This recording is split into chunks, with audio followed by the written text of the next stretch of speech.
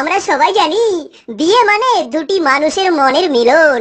আজ আমরা দেখব কিভাবে দুটি মানুষের পাদের মিলনের মাধ্যমে দুটি মানুষের মনের মিলন ঘটে। চলুন বন্ধুরা, তাহলে এই মজার ভিডিওটি দেখে নেই।